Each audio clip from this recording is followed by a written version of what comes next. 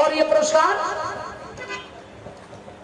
सुशील मिश्रा जी की ओर से ये पुरस्कार 101 रुपया चड्डू में भैया लोगों के प्रणाम बा।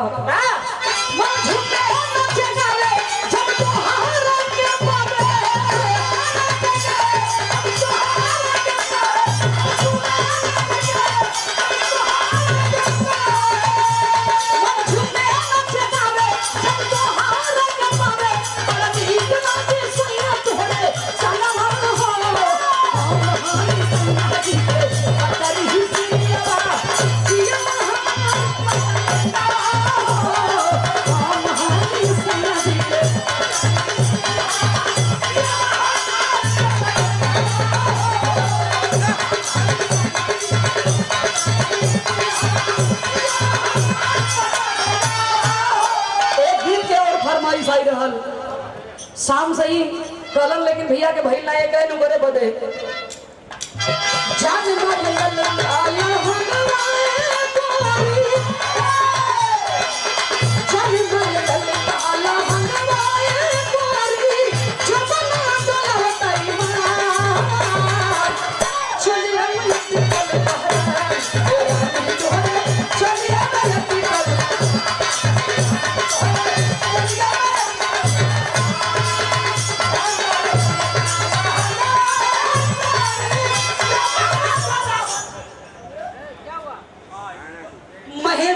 छिरी से ये पुरस्कार 101 रुपया भैया के प्रणाम बा।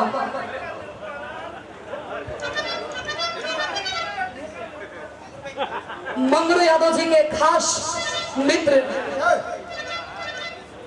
पूजनीय माननीय रत्नेश यादव जी की ओर से ये 1001 रुपया पुरस्कार छठू मेरे वंश भैया लोगों को प्रणाम बा। जयसवाल जी बड़ा शांत बैठल और मंगरू भैया का बात है घाटा उटा ना लगल है लगता है कि नोटबंदी वाली असर ढेरे नहीं ऊपर है।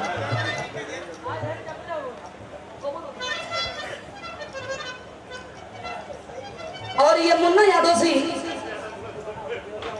लिखले वो गाना पर दीवाना और देवरिया वाले ये पुरस्कार 501 रुपया चौदह मेरे मन से भैया लोगों ने प्रणाम बा।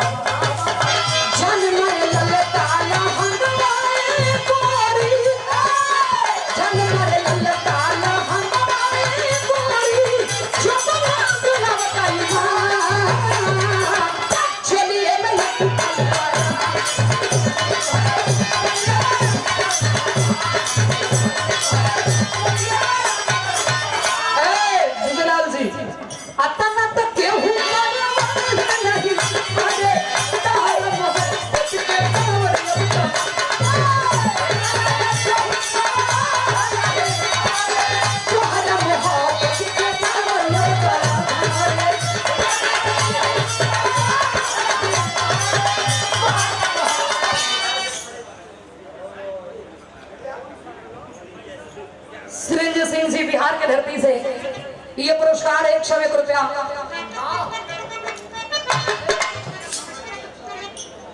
तिरवा वाली फरमाइश भैया